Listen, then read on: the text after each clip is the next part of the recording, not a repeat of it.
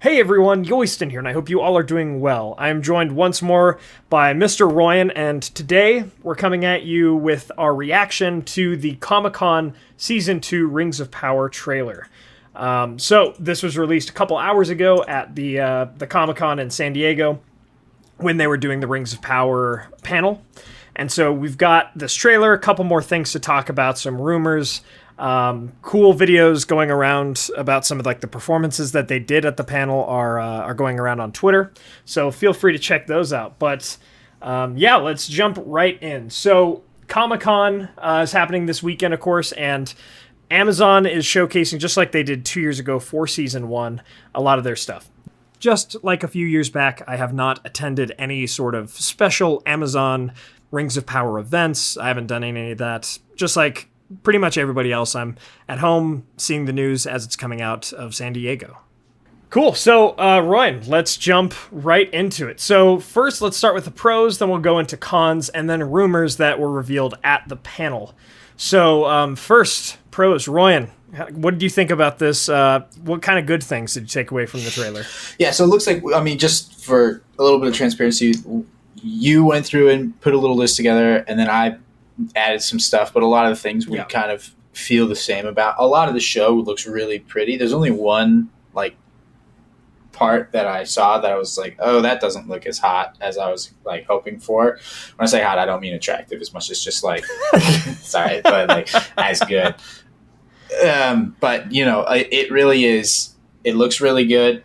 Honestly, I think that it's a trailer, so they're picking the best. Yeah. But a lot of the costumes look excellent. A lot of the makeup and effects look excellent. A lot of the background visuals and the set design, excellent. And, of course, this plays into another thing that you wrote down here with the props. Oh, dang. They all look good. Not just the rings, which do look gorgeous. But, like, even that, like, weird crown thing that kind of looks like Sauron, I was like, that just kind of looks pretty cool. Totally. All of the weapons look pretty the set sweet. Pieces and stuff. Exactly, yeah. Like, all those things look really, really good. Aside from that, it was the trailer gave off a lot of an inspiring feel. I think the soundtrack played a lot into that. Very exciting music, very exciting soundtrack. And I mean, I'm sitting here, everybody who's watched any of our videos on this has at least probably a gist of how I feel about the show. But watching the trailer, I feel almost like I feel excited. I feel that kind of tightening in the chest that obviously these marketers are, like, they're spending all the money banking on it, right? They've achieved it in this situation. I mean, it's a really good trailer in my opinion, compared to the teaser trailer. And this could just be the nature of teaser trailers in general, but I complained a lot about it when it came out, that was just a half second of every, like, high distressing situation throughout a whole bunch of stuff. It meant nothing. It did nothing for me. But this is very different. This is very interesting, and I'm still not a big fan of trailers in general. I don't like the constant cutting of dialogue and the deletion of context to try to just, like, make something sound cool. But I mean, it did sound cool. So absolutely. Yeah, we could talk more about some of the other things that more specifics if you want to get more into that. Yeah, so I'm right there with you. I think, you know, going frame by frame of this trailer, it's got its own sense of style and art direction. I feel like you could pause almost any frame of at least the trailer that we got here. We'll see if the whole season is going to be like this, but I mean, based on what we have here, you pause any second and it looks like an art piece, something you could dissect visually. Again, whoever's on the visuals for this show, like, you have to give them props, right? And I mean, sure, there are moments in the trailer in Season 1 and so forth where you can really see the CGI and stuff, but oh my gosh, it's beautiful. And I would even put it above a lot of, like, modern movies and stuff. It feels just like a moving art piece. That is incredible. And so kind of moving beyond the physical stuff, again, beautiful rings. I love that they're giving very unique and intricate designs to each ring of power, kind of making them different from as far as I can tell. We haven't seen the Nazgul rings, I don't believe, so curious to see what they do with those. But getting away from that for a second, I think with this trailer, it's, when it focuses on the rings of power themselves, when it focuses on the duplicity, right? The elves are like, we probably can't trust these things, even though we as the audience come to know, like, oh, these are actually the good rings, but the other 17, yeah, you can't trust those ones. Which is great because, yeah, you wouldn't know that, right? Like, if any of us received rings of power after some of this stuff went down, we'd be like, ooh, can we trust this? Right, and the effects of the rings on the different cultures, on the elves, on the dwarves. We don't have the men's reaction to it yet, but I really like all that stuff. They didn't drop like, give me the 9. I think that maybe true. I suspect, just based off the context, that the 9 will be created, but they may not be doled out yet. Totally. Season. I would agree. I think that is probably something they'll save for season 3. And so, yeah, getting to that moment, the War of the Elves and Sauron looks insane. Like, yes. the wide shots, the catapults firing on Austin Ethil and Sauron and Celebrimbor in those moments, like, that is awesome. Pretty much exactly how one would imagine it while reading that in the Unfinished Tales, or the Silmarillion. And so, I mean, incredible stuff there. I think the best plot lines are probably going to be the elves and dwarves this time, especially because that is mid-Second Age stuff. Not really the dwarves. We'll get into that maybe in the cons section, because I think they're jumping ahead into Third Age stuff, it looks like. But at least with the elves, with the dwarves saying we have to go help them, that is Second Age stuff. That pretty much mid-Second Age stuff, I think, is probably going to be the highlight of Season 2. It looks like there's been some rewriting. And Roy and I have talked a bit about this on the podcast on Patreon. Maybe the best way forward would actually be to retcon some of Season 1, and it kind of looks like they're doing some of that. Like, they're making a big deal of the 3 elves putting on the rings, but if I recall, that happened in the last episode of Season 1. At least it was like Celebrimbor putting on one of the rings, like Gil-galad and Galadriel. Like, we saw the 3 elven rings, and then we saw them put it on. So it's strange. We might be getting some soft rewrites here, but it could be an improvement. We got things like Entwives coming in. I think that's phenomenal. I think the Second Age is the perfect place to include the Entwives, because I'm pretty sure Sauron killed them all in the Second Age, like in the Brownlands. So, amazing stuff, right? I will say that the only thing visually that I did not like was the way that the Entwife's face looked. But oh, sure, I love the concept as well. I don't know, it just looks so unbelievably sure CGI'd. There's no other way for me to say that. Yeah. No, that's fair. And maybe it's something they're still kind of working on now. Maybe in a month it'll look a bit better. I would say this is the best Rings of Power trailer perhaps we've ever gotten, Season 1 or 2, to be entirely honest. Right? I think this is better than the teaser we got. We got a little bit more context here. Like Royan says, it's that excitement factor. It's the visual factor. And I actually think there are explicit moments where you can point to adherence to the lore, and that's wonderful. So, Royan, is there anything else kind of on the positive side here that we can mention? I mean, every place looks so distinct, just kind of scrolling. Yeah, I agree. I do think that a lot of the it goes back to that set piece, right? I think one of my gripes about the first season was that a lot of there really wasn't a lot of grounding to locations. I think that if they're going to continue to do the old Game of Thrones teleport from scene to scene to scene, across everything and all that, keeping the settings very distinct from each other, I think, and that's a great way of going about that. And if they look awesome while you do it, that's all for the best as well. So I think that's something that I'm excited about. But as far as like positives, I think we kind of, would you say, before we get into the cons, would you say that just overall, I think both of us are on the same page. We have a positive reaction to this trailer. This is this is pleasing to see. I would say so. Like, if the show, if season 2 is on this caliber, and like you said, this is the best of the best stuff that they could probably come up with from their season. So, but if this is how the whole season feels, this season will feel a lot better than season 1, and it'll feel a lot closer to the lore. We'll get into some of the disconnection between maybe this and something like Lord of the Rings in the next section here. But yeah, I would say if they could if this is kind of how it's gonna be, I think we're looking definitely at a better season 2 than season 1. So, cool. All right. Do we want to jump into the cons now? Yeah, let's do that. All right. Well, first one is one that you and I have kind of discussed before. We've kind of wondered about this. So how is Sauron tricking Celebrimbor again? Dude, I don't know. He even used almost the same line.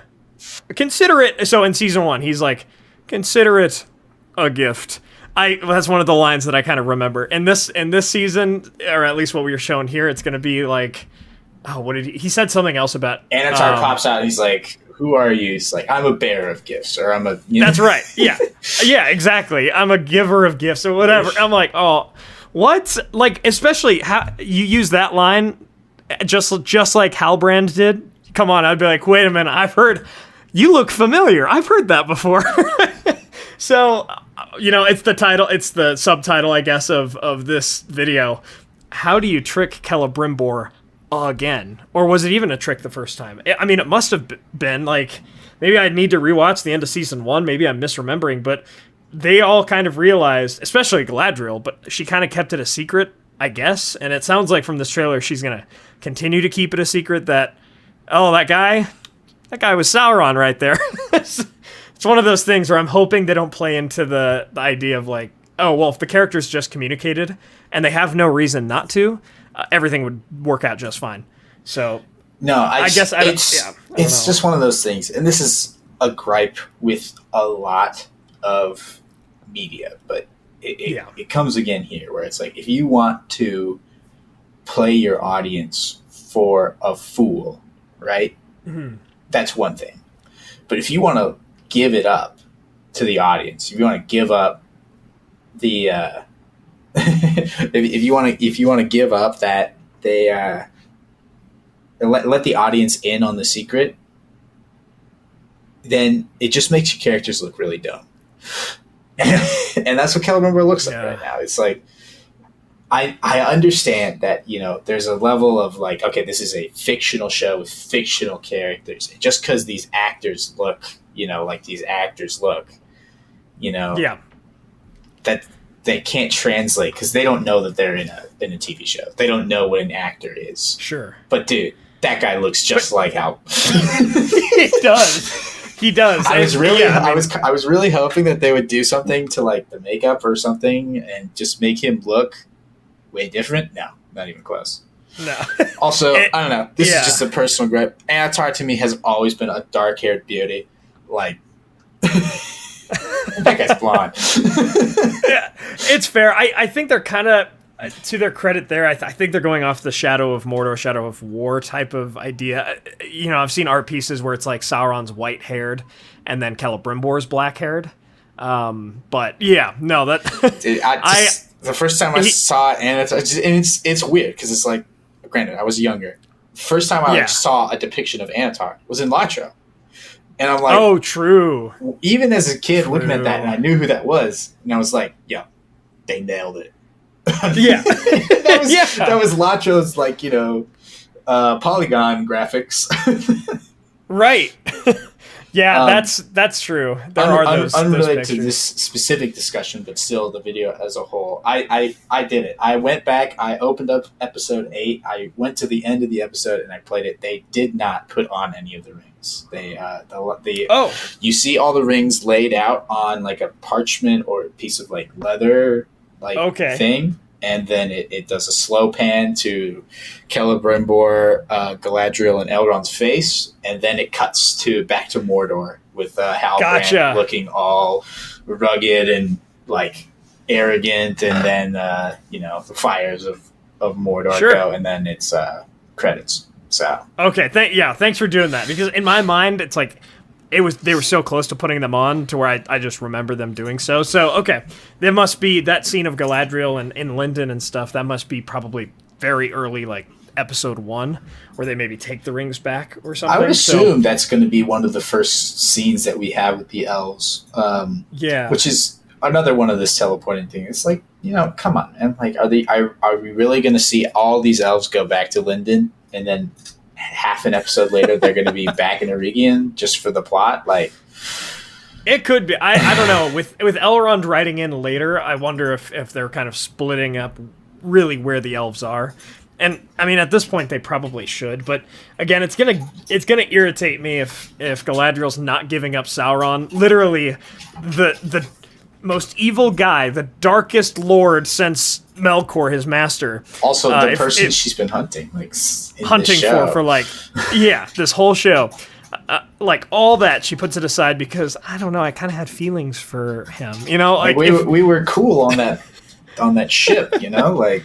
He seemed so nice when he was lying to me.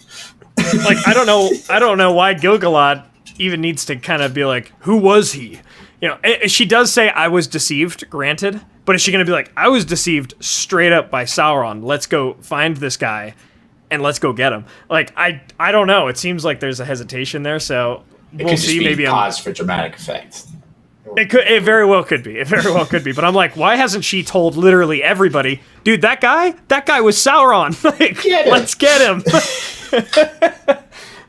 So hopefully they don't play too much into that. We'll see. There's rumors that were talked about at the panel, which we'll discuss here in a bit after the con section. But speaking of cons, we got more Stranger and Harfoot time. Weird guys are still following him, and I'm not even talking about those ones like the people on horses that were like looking at him. I again love their costume design and their character design. Rune looks great. Yeah, but like, what are we doing? What are we doing with that plot line? And I mean, the trailer doesn't give us context other than the fact that Tom Bombadil's also going to be there. Like, this guy's trying to figure out who he is and if he needs to fight Sauron. And I guess Tom Bombadil's going to be there to give him advice. So, there's so much about this that doesn't make any sense. First of all, I love that we're seeing Rune, but it kind of feels like we're going to have the Stranger go to Rune because that's our new storyline that isn't in the lore, and we want to show off Rune. And that was as far as they thought about it. But yeah, like, we can't have him in the West because that's where everybody else is. At the same time, it's like, what is happening? And it just feels like these characters think that it's so high stakes. Like,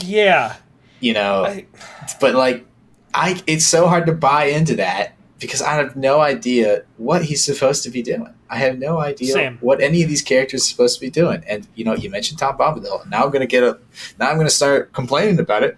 What is he doing? Like, Tom Bombadil, again, this feels like, oh, dude, we got to tap into that Lord of the Ring fandom and give them a character that they like. But let's write him differently and put him in the wrong spot. But guys, look, he's got a hat. That's Tom Bombadil. Aren't you excited? No, I'm not. Because Tom Bombadil is a literary device. He is a showing and telling of just how freeing it can be, but also how divesting it can be to just take life as it goes, and not worry about stuff. He's an enigma by definition, but in the show it seems like he's supposed to be like a wise man for Gandalf. You guys, you got that wrong in so many ways. Tom Bombadil's advice is like universally taken and going like, all right, maybe that works for him, but it's not going to work for us. Like, exactly. He is a chill vibe. If everybody chilled like he did, Sauron easily wins. I agree. It's like this guy who's playing Tom Bombadil feels like they just put Tom Bombadil's costume and name on it for the brand recognition, if nothing else. But other than that, they're playing it as a completely different character, and he thinks that this is so high stakes. Meanwhile, they're so far from the plot. Now, granted, totally. Perhaps they're trying really hard to build something here, but when you have a dramatic scene, or if you want your audience to take your characters and their issues seriously, you got to tell us what the issues are. So far, all we know about this stranger storyline is that he fell out of the sky and he's being chased by cultists that are doing weird stuff. Exactly. Like, there's no more plot. He has no connection to the main plot like that. And they just drop the name Sauron. I'm like, I'm trying to remember and failing, but did the Harfoots or the Stranger or any of those people like name drop Sauron at any point in season 1? No. It feels like it was a completely isolated plot.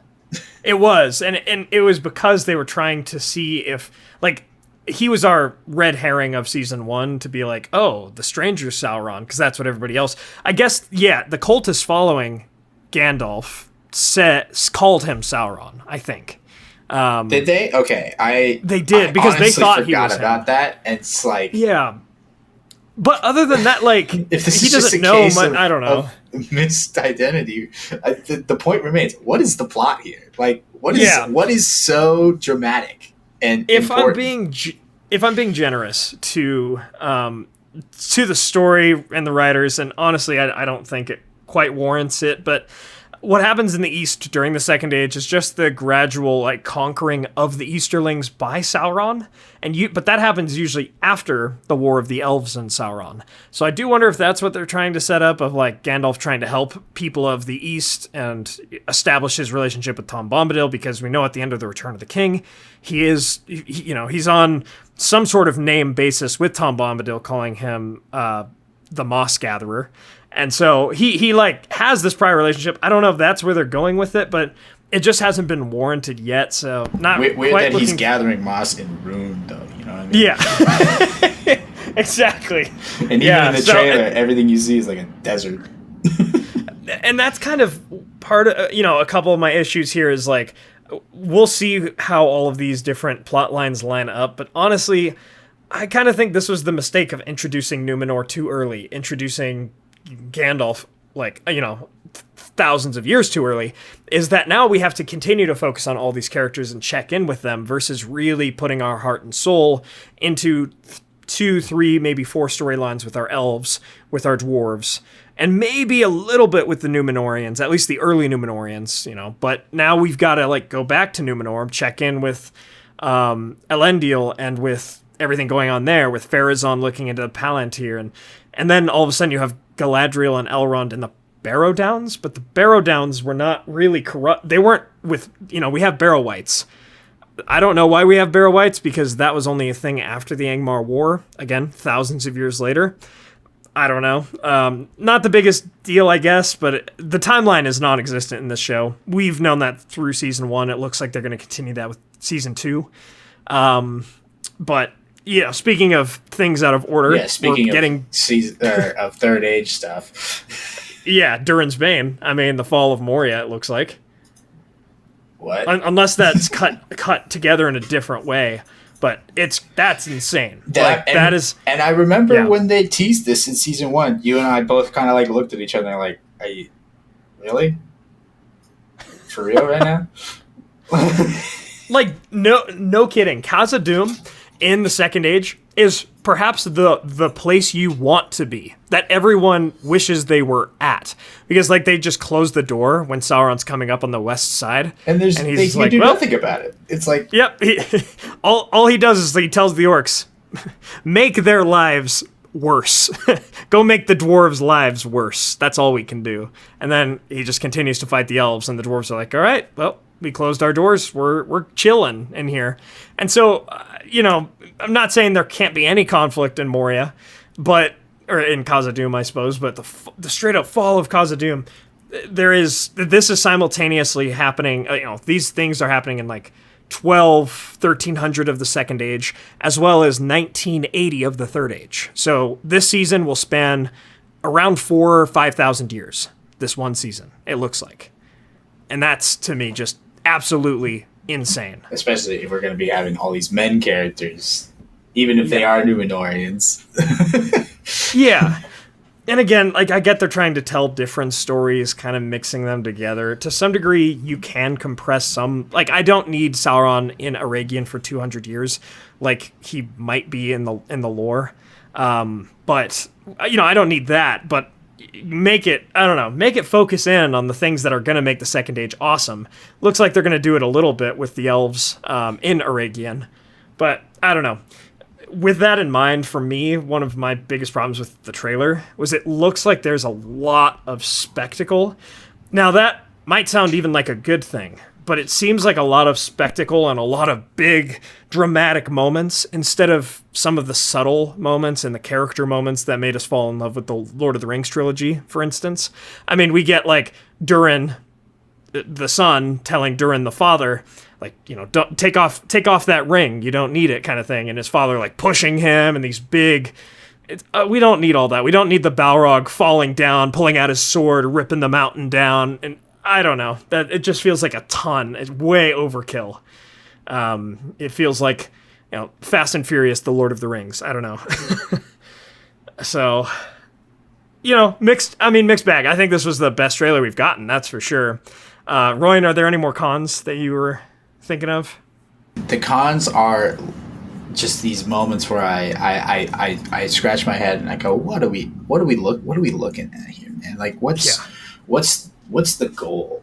And there's a couple of those, but I do want to emphasize again, now that we're at the kind of the end of the cons part, that I think the pros outweigh the cons. I think that there's a lot to be excited about, and there's some stuff that's going to be, you know, like, I'm going to mumble and grumble about as we near closer to the release date of episode 1. But until then, I'm just I guess I'm excited for Rings of Power.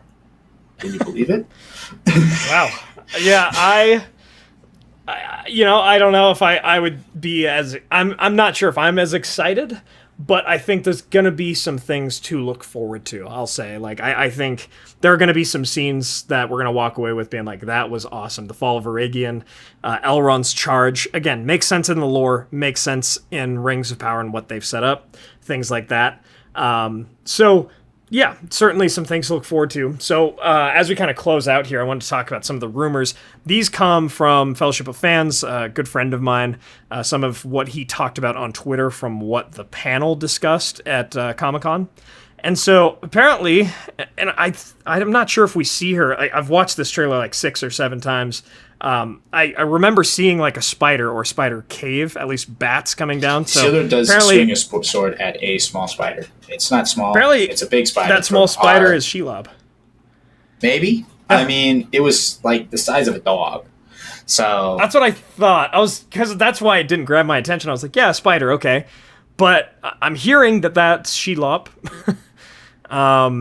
So there's that. I mean, okay. Shelob, kind of a black box when it comes to lore until she pops up and she's massive. Just assume that at some point, born of yeah, she has been in Mordor longer than Sauron was. We do know that. So her being tiny, not the biggest deal, but it is still a little strange. It's just weird that if they're going to compress the timeline, if you think about how long she should have been there already and how long she has to go until she's massive. She's a big growth spurt, I guess. Sure. Yeah, it's fair. That's, yeah. So we've got that. We've got, eventually we will get Celeborn and Glorfindel. So one day, bro. Yeah, one day. I don't know if that's going to be this day in this season. I'm not exactly sure, but they did tease a bit of that. Let me see here. And then, for our final kind of rumor that I wanted to address, more, as they called it today, Haladriel, Halbrand, Galadriel romance. He's not even Halbrand anymore. He's just Sauron or Anatar. Right. Like, we're done with that name, right? Right, guys? I thought so. We do see a bit of Halbarad, maybe returning to Numenor is what it looks, because he's like, he's got his mannish form still. So maybe that's in the Southern Lands too. So maybe it will be Haladriel, but again, I don't see how. It's like, literally, this is Sauron. He told you it's him. He was trying to manipulate you. He did kill your brother in this lore. Like, And I guess even in the actual canon lore, he killed Finrod, or like at least let him get destroyed by a werewolf. Like, dude, this is the guy. Like, how is there room for romance? Like, all of season 1, a big gripe we had with season 1 was just how she was so stupidly single focused. And now are we going to pivot fully and completely all the way around? Where it's just like, all right, guys, now, she's learning. She's learning to be different. But it's like... Yeah. So, maybe it was just like a funny, cheeky answer that was given here of just kind of trying to tease that. And maybe it won't be that bad. Who knows? But I'm like, dude, Celeborn exists. Eventually, that guy Elrond that you keep journeying with and you're like best friends with is going to marry your daughter, who I'm not even sure has been born yet, I guess, according to this timeline. I don't know. Eventually, that guy's going to marry your daughter. Partially weird there, but okay. So we need Celeborn, we need Glorfindel, we need the like actual canon characters. We've gotten quite a few not canon, and it looks like we're going to get a couple more. We are going to get, according to some recent leaks or, I guess, news, we're going to get Narvi, and so he and Celebrimbor might be building the Doors of Durin together this season, which will be awesome. Right, so more of that, less of Haladriel, please. So, dude, part of the reason I want Celeborn, like, Celeborn, it's a cool character. Get him in here, but also so much more than just cool characters. Like, I just want to hear so that I don't have to be haunted by Haladriel. And I mean, like, the lore of Celeborn, people give him crap of just like, man, Galadriel, like, come on, Galadriel's the one that we care about. Celeborn, you're okay, kind of thing. Yeah, exactly. But he is like an integral part in the War of the Elves and Sauron. He and Elrond are working together, fighting side by side. And how I've always pictured it, because it was shortly after the War of the Elves and Sauron that Elrond first met Celeborn and Galadriel's daughter, Celebrian. How I've always imagined it was kind of like they're fighting side by side. Maybe Celeborn was Elrond's kind of like mentor, older elf figure that he looked up to. And so then when, he sees, oh, Elrond met my daughter and there's something between them, like, okay, like this guy proved himself to me during the war and he led his people to the Hidden Valley and created Emladris. Like, this guy's got, like, he's cool. See, that's cool. That's such a cool way to do this story. And all of it is impossible now because they refused to bring Celeborn in season 1 because they wanted to do Haladriel. Like, yeah, I hate everything about it. It's not just that it's dumb. It also makes so much cooler, more interesting stuff impossible. Yeah. And at this point, it would be kind of strange for Galadriel to be like, oh, yeah, no, I've got a daughter, and she looks like the same age as me. I know that's kind of how elves are, but it would be strange. It comes out of nowhere. So, well, that's some of what we didn't get in this trailer, unfortunately. But of what we got, again, I think this is the strongest Rings of Power trailer. Royan, any final thoughts before we wrap this up? No, I think we've said everything we want to say. We've talked about the pros, the cons. I think the pros still, pros outweigh the cons, especially of what we've seen. I'm not sure how much the rumors I'm just going to buy into. I think sure because whether or not the rumors are like made up or not from the community or whatever, it could also be true but misconstrued or just misunderstood, and we won't know until we see it. So I'm just gonna coast until I see it. I'm gonna hope to see Celeborn and Glorfindel. I'm gonna hope to see a lot of interesting stuff. I'm gonna hope that we minimize or just outright stop doing the dumb stuff. Like, I'm fine. Yeah. I honestly, I can confidently say to the Lord of the Rings fandom audience that I am okay if they want to change parts of the lore.